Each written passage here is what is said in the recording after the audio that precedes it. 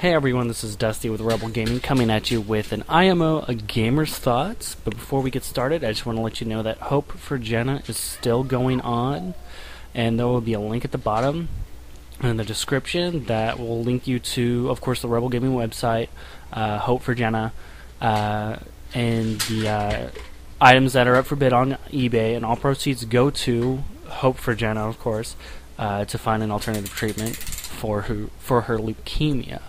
So, without further ado, let's get started, guys.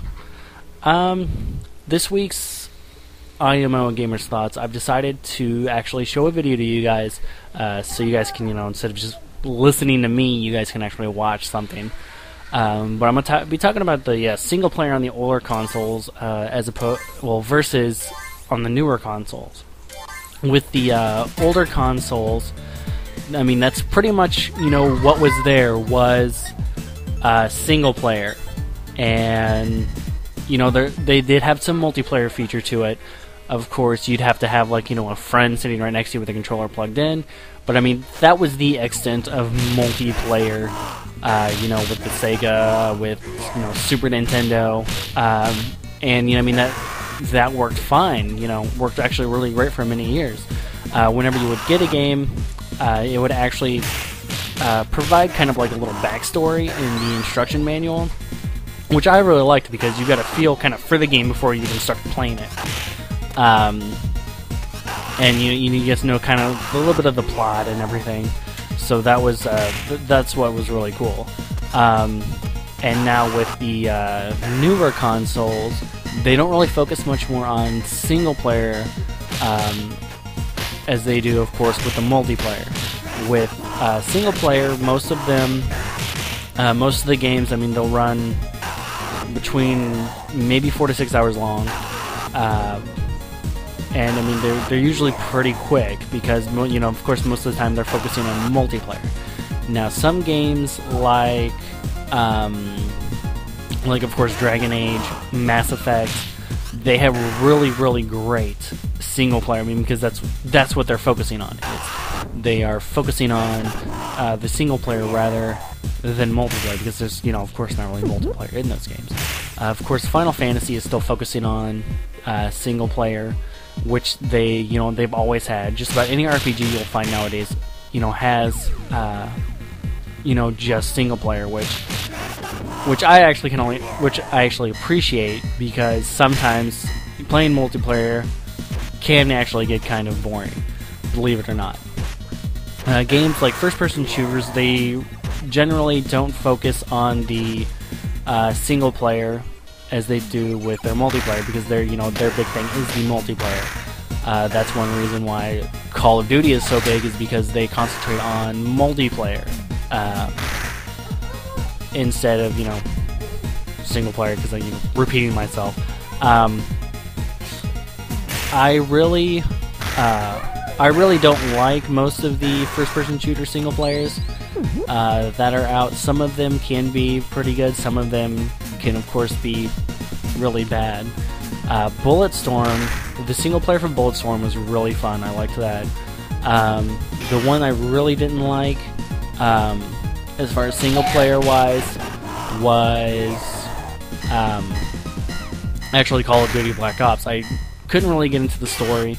I figured out the story, a little less than halfway through the game, and it really, really didn't fulfill my single player need that I wanted. Now, one of the newer, new, it's about a year old now. One of the first-person shooter single players that I really did enjoy was Medal of Honor. I've played through that one several times, and it really caught my attention. It really, sucked me into the single player mode, and made me feel like I was part of the story. And that's one thing that I've noticed with some games, is that they'll focus a little more on the single player than others do. And I mean, growing up, with just single player, I really appreciate that, because they're still thinking of like the older gamers that grew up with just single player. Most of the people nowadays, of course, just generally do multiplayer, and I suggest if you haven't, go back and play that single player mode, or go back and go back and play maybe some of the older games, like this game Streets of Rage 2. It's single player, and I mean it also has an online multiplayer feature where you can play like a single player co-op. But if you just go through, play single player by yourself, get a feel for the game, then I think you would really enjoy it. And Sega is actually doing really something awesome with them bringing some of the classic games to the next gen consoles. You can get them on XBLA, you can get them on of course PSN. Of course, like I'm playing this on my PS3 right now. Don't have my Sega. I would love to grab one because the games on there are just amazing. I know they are going to be releasing several games because they've already got Sonic 2, Streets of Rage 2. They have Golden Axe, which is fun. It's kind of short, but I mean it is a lot of fun. You get 3 different characters. I know they're coming out with a lot of other games as well. But I mean, if you ever get the chance, to pick up one of the older consoles or play one of the older consoles, do it, because that's where gaming, got its first leg up, big break, whatever you want to call it, was in the single player, and everyone, all the companies, they were trying to get a really great single player, and there are a lot of good single player games out there. Of course, you can always play the Fallout series, which is really great, especially for single player. If you're going through and just wanting to do single player mode, just play a game by yourself, that's a really good game to pick up. Fallout 3 and Fallout New Vegas. I actually have both of them, and my first playthrough on Fallout New Vegas was about 60 hours. So yeah, I completely just put multiplayer down and played nothing but Fallout New Vegas, and I really enjoyed it. That's where I enjoy actually most of my gaming, is with single player. I mean, you can enjoy gaming with multiplayer and single player, but for a lot of people, that's where theirs is single player. Now, of course, like gamers nowadays, they're strictly multiplayer. As I said before. So I mean, you can always give single player a chance and